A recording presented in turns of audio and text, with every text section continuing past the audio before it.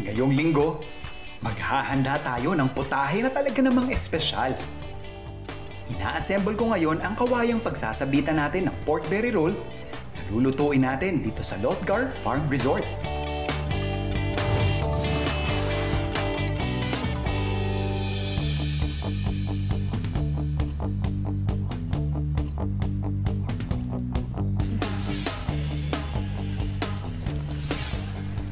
Sunod nating gagawin ang paghihiwalay ng buto sa laman ng baboy. Pang tropa. Ngayon, isi-season ko lang siya with yung ating powdered tamarind or sinigang mix. Konting salt. Paminta. And inamassage lang natin doon sa karne. Okay lang din kung hiwa-hiwaan natin ng konti, mga slits. Lalo na dun sa mga medyo makakapal na parte. Ito yan.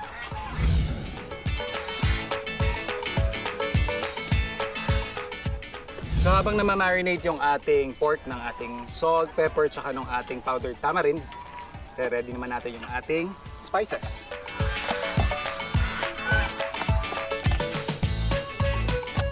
Una, maggagayat muna tayo ng bawang.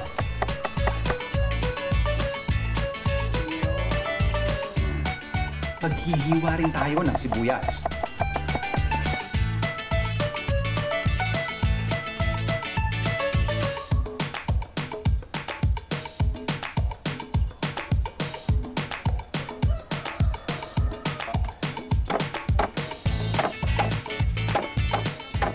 Matapos ilagay ang mga panimpla, kukuha rin tayo ng isang bungkus ng lemongrass na ipapalaman natin sa pork belly bago ito ihawin.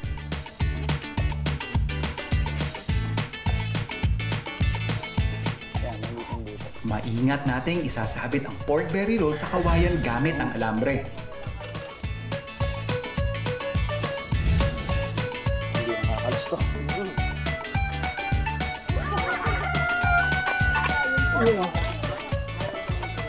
So ito yung ating ginawang DIY na lechonan.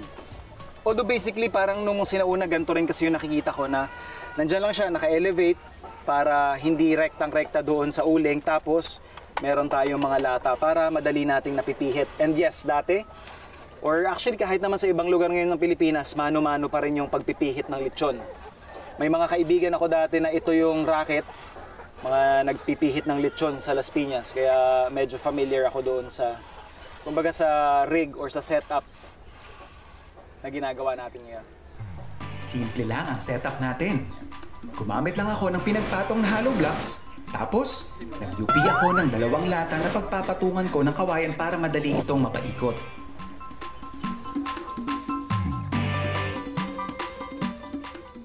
Pag may nakikita kayo sa lechon ninyo na parang yung balat ay gusto nang pumutok, tulungan nyo silang mag-pop. Kasi pag hindi, yun yung parang nagpapakunat doon sa lechon eh. Hindi siya totally magiging crispy. And then yan, later on, papahiran din natin siya ng mantika. Yan. So mapapansin nyo yan, parang may blister na ganyan. Tulungan yan. Yan. Para makasingaw kasi nagsisteam.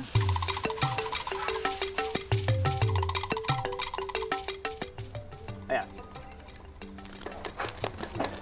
Yan. Naririnig nyo na ba yan? Yan o. Yan. Poging-pogi na yung ating lechon belly. Crispy na rin yung balat niya.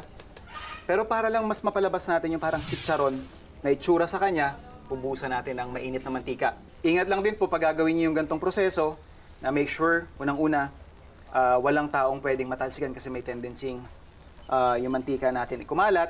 And huwag niyo siyang ibubuhos ng isang bagsak. Ladle full lang tayo at a time. Ayan, makikita ninyo, once na tumama yan sa balat ng ating lechon, magbe-blister yung parteng tinatamaan.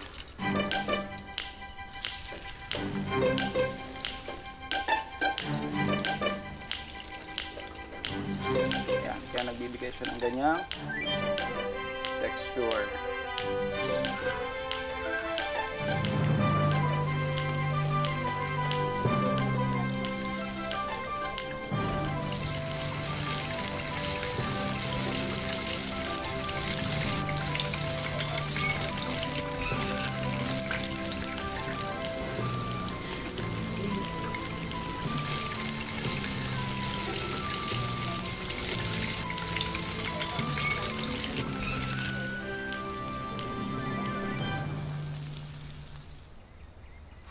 Yung masarap nating lechon belly, dapat may masarap ding sausawan.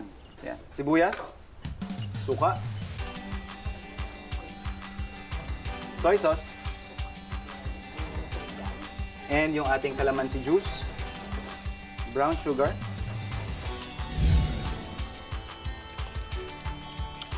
paminta, siyempre sili.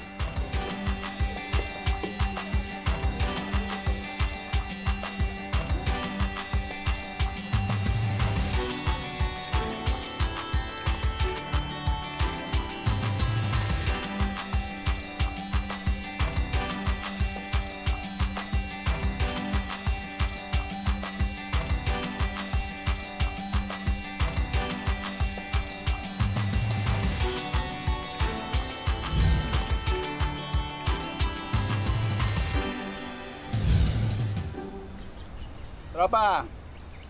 Tara, let's go! Sir, kunin na po ito lahat.